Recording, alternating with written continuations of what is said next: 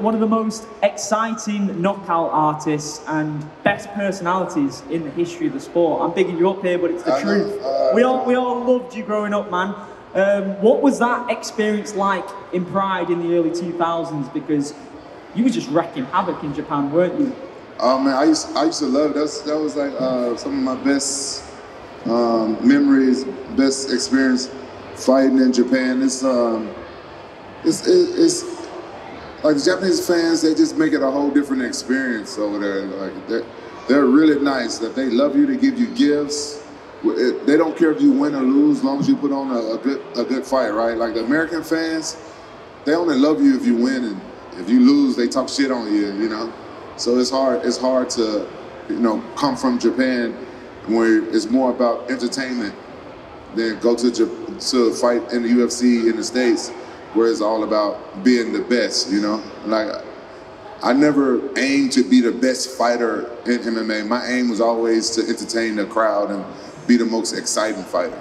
You did that every single time you got in there, man. And I'm sure you all absolutely loved Pride as well. The different variations of the rules. There was so many different ways you could finish a fighter. You finished people with soccer kicks before, knees to the head, and obviously the power bomb to Ricardo Arona. Yeah. One of the most iconic finishes in the history of the sport. But what were your feelings like going into a Pride fight in comparison to a UFC fight? My feelings? You know, when I was fighting in Pride, I was younger, and you know, I didn't care about a lot of stuff when I was younger. And a lot of my fights in Pride, whether you guys know it or not, was like last-minute fights. So they'll have me like 2 weeks' notice or something like that. They'll throw me into a fight. So, you know, it was a little bit more stressful sometimes fighting over in Japan. And I remember we fought earlier in the day in Japan, and we fought on Sundays instead of fighting on Saturday, you know. And it's like early in the day we'd be fighting, so people can see it on TV in the States. So I think I'd be fighting around like 5 or 6 o'clock in the day. Like in UFC, we was fighting nighttime. By the time I fight, it'd be like 9 or 10 o'clock at night, you know.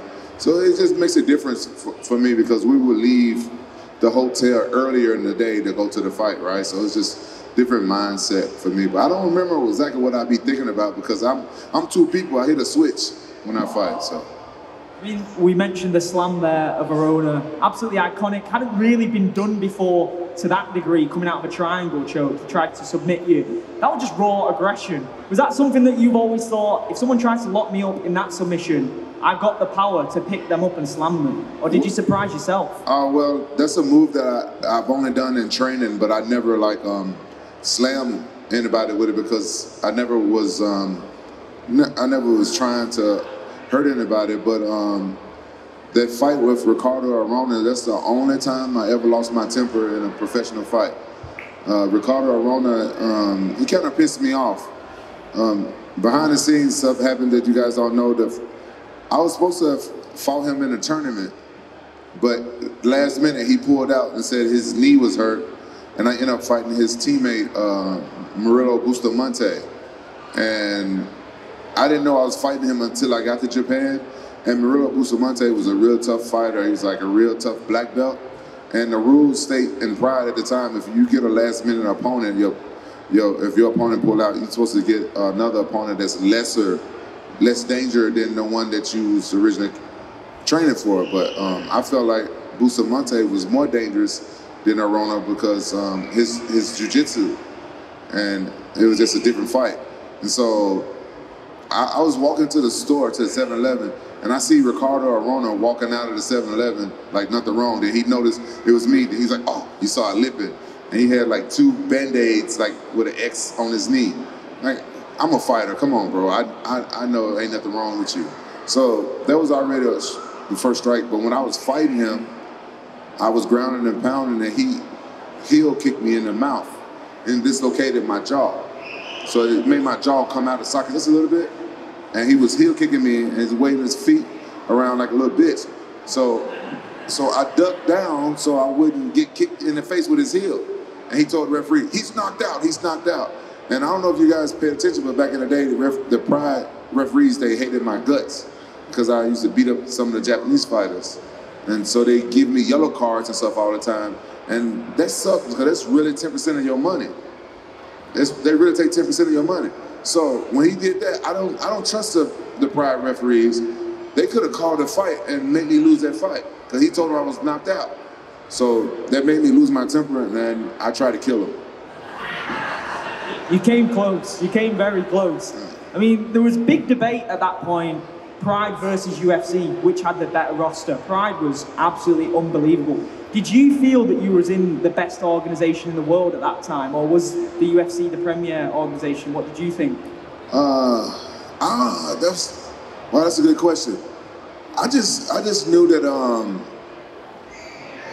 I knew Pride was tougher and the rules was tougher because of the even though there was no elbows, but the knee and the head and stuff on the ground, that's a very dangerous rule. It's change up the wrestling.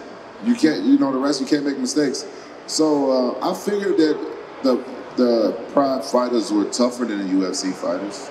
And we had that awesome crossover bout where Chuck Liddell came over to Pride. That was a massive bout at the time. It was a dream fight. You defeated Chuck Liddell. At that point, did you think, you already knew that you had what it takes to become UFC champion. Did you think, right, I've beaten a former UFC champion there, a UFC title challenger. I can go over there and win that belt whenever I want. No, because honestly, that day when I fought Chuck, I had to fight Wanderlie Silva like 45 minutes later, and Wanderlie knocked me the fuck out. So it's like, that canceled everything I did earlier that day, because I've never been knocked out before in my life. Wait, I didn't get knocked out that time. The referee stopped it though I got like kneed in the face like 15 times, huh? Yeah. That canceled everything I did that day because I was really upset that I lost. So I didn't judge anything from that because I know that styles make fights. A lot of people might not understand that, but it just depends on the fighter of that day and the style. In the tournament format of Pride was brutal, fighting multiple times on one night, like you said, and the rivalry with Wanderlie was huge as well. And I'm guessing there was no sweeter victory for yourself personally than beating Wanderlie in the UFC. It was electric that night, wasn't it? Oh yeah, that's my favorite win to this day when I finally knocked Wanderlie ugly ass out. Yeah, spark out, knock them spark out. I'm gonna tell y'all, I was training with a British boxing coach. He taught me that hook, that left hook. Give me a second. I'm ashamed that I'm having a brain fart right now. He Showed you the left hook. He showed me the left hook, and he was an amateur boxing coach. Great guy. He still trained. He looked like Sean Connery. Wow. I'm so ashamed I can't remember my old boxing coach's name. Well, I've been punched a million times, so please forgive me. I almost had his name, but it's fucking. Well, that rivalry with Wanderlie, because you lost a couple of bouts to him in Pride, in your prime, was that eating away at you at that point? Was you thinking, even if I win the UFC light heavyweight title, that's something I need to rectify. I need to knock him out. Well, yeah, this is the. Oh, I got it. Mark Kenny. So, hey, I apologize, Mark Kenny, if you see this. So please forgive me. I'm not punch drunk. Okay, I might be a little punch drunk. Yeah, by the way, Mark Kenny taught me that hook. And we trained that really hard, and I will always be in debt to Mark Kenny for teaching me that hook that knocked out Wanderlie Silva. All right, so what was your question? So, I'm not punch drunk, I swear. So the Wanderlie Silva losses that you had, did you think even if I won the light heavyweight title, but I've not got that win over Wanderlie, that's going to eat me up, I need that? Yeah, so this is the thing. Like, I fought Wanderlie 2 times prior, right? And training for Wanderlie, I was with Team Oyama, and we didn't have that many strikers on my team. I was training with jiu-jitsu guys, getting ready for a guy named the Axe Murderer. You know, it's just, guys didn't really want to spar with me. Even like the heavyweights didn't want to spar with me. So it was really hard preparing for him, and so I always felt like I could beat him if I had the right training camp. And then I came to England. I started training with some teams out here, and my sparring partner, my #1 sparring partner for that first fight was Paul Daly. Y'all remember him? Yeah, right? Huh? Yeah. He trained me. We trained really hard. My sparring partner, and he fought just like Wanderlie for me. So he like jeopardized a lot of punches, getting punched to train like hold on, wait. It wasn't Paul Daly, it's Paul Kelly. In Liverpool. I'm sorry, Paul Kelly. Please forgive me again, Paul Kelly. I had to think about it. It wasn't Paul Daly, Paul Kelly. I swear I'm not punch drunk. I swear. I might be a little punch drunk. I've seen that you've been talking about a potential 5th fight with Wanderlie. Would you fight him again? I think we need a 5th fight. 2-2. But I'm old now, I'm heavyweight, so I think we should do it in boxing. What y'all think? Boxing or MMA? Boxing. Would you not give it a crack in bare knuckle? A lot of guys are going to bare knuckle. I hate bare knuckle. Yeah, that was fun. I hate bare knuckle. I'm gonna tell you guys, if you guys ever see my old ass in a bare knuckle fight, just know that they offered me a Lamborghini and a whole bunch of money. So you're not saying never, you're just saying for the right price. It's gonna be millions. It's gonna have to be millions, and they don't pay that much, so it's like. Well, stay tuned, possibly part 5 between Rampage and Wanderlie. Winning the UFC light heavyweight title must have been an incredible feeling. Against Chuck Liddell, absolute icon. What was that moment like? I don't remember. That was so long ago. It was, I always believed in myself. I always knew that I had what it took to be champion, but you know, it's weird. I never really fought to, you know, be champion or all that stuff. I just, you know, it was a living. I got a bunch of kids, you know what I'm saying? Me to make a living, and it's, back in those days, it was really fun for me to fight. But, you know, it's a good achievement to be champion. 100%. And I think everyone in here will agree that the most entertaining Ultimate Fighter season was season 10, heavyweights, you against Rashad Evans. Oh, yeah. That was so fun to watch as a fan. What was it like being a part of it? I hated every goddamn minute of it. That was, can you guys imagine a person like me living in Las Vegas for 6 weeks? I spent so much money in the nightclubs. I was going out drinking every night, and I'm not even an alcoholic. But for 6 weeks I was drinking every night. It was just hell. But working with Rashad at that time, I hated his guts. He was such a smart ass, you know? I wanted to beat the fuck out of him there every day. There were times where you guys were getting face to face. It probably happened every other episode where you're face to face and neither of you is budging, and I'm like, someone's gonna throw a punch in a second. Honestly, if Dana wouldn't have threatened me to, you know, kick me off the show and all that stuff, I probably would have punched him. But I was going through a court case at the time, so I didn't know if I punched him, you know, even though we both professional fighters, if I was going to go to jail for it. And, like, I was thinking about hurting him, so I was on my best behavior. You were on your best behavior. You didn't punch him, but you absolutely destroyed the door on the show. The poor door. Stay away from any door in this arena. That door did not deserve that. But I was trying to leave because I don't know if you guys know this about me, but I didn't name myself Rampage. A lot of people think that, oh, I'm a fighter. I named myself Rampage to be a fighter. That's a nickname that was given to me when I was a little kid. I'm the nicest guy on the planet, and that's because I'm so nice because I have to stay nice. I have to laugh because I have the worst temper ever. If I lose my temper, it's just, It's so embarrassing. I really hate it. And this is a true story. I have the worst temper on the planet. So I was trying to leave because they cheated one of my fighters. I didn't like the way they was treating my team. And so I was trying to leave the gym, and I knew as soon as I threw that water, I'm like, oh, let me hurry up, get out of here off camera, because I don't know what I'm going to do. If I lose my temper, I don't know what I'm going to do or what I'm going to say. I probably would have hurt somebody. And I tried to open up the door, and it was like a little bitch right there, and it bounced back. And I just said, fuck this door. That's the most embarrassing TV moment of my life. When I lose my temper and stuff like that, it's embarrassing. Like, why do I gotta do that to a door? I headbutt the door. Why I gotta do that? Why I gotta be like that? Made for great TV, and Dana White would not have been annoyed by that. He's probably thinking, yeah, that's dollar signs, that's views, that's ratings. Yeah, I'm sure that's what he thought, but you know, he didn't pay me extra for it.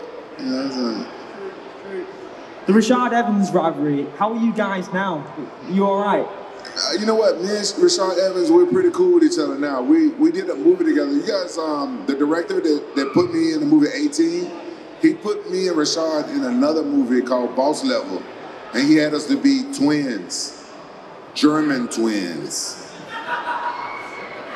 I was like, bro, we don't look German at all. Nobody's gonna believe we're fucking German. The fuck wrong with you, Joe? But he was a genius. He was like, hey, I like both of you guys. I'm gonna make y'all twins. He made us look exactly the same. I don't know how they did that shit. And we became friends. Now me and Rashad are friends. That's awesome. That fight happened in 2010, the same year as 18 came out. Yeah. You're absolutely flying that year in terms of how much you're getting out there, the commercial value you're bringing to yourself. What was that experience like working on the 18? Well, it was really hard because honestly, I was supposed to fight Rashad Evans in my hometown, and Dana White was really upset with me for taking the movie. But the movie, I was trying to do that movie for years. I don't know if you guys know, but sometimes when a movie come up, sometimes it takes years for them to even get started, and just my luck it happens right when I was supposed to have a big fight. So I had to choose which one to take, the movie or the fight. And Dana was really upset with me that I chose the movie.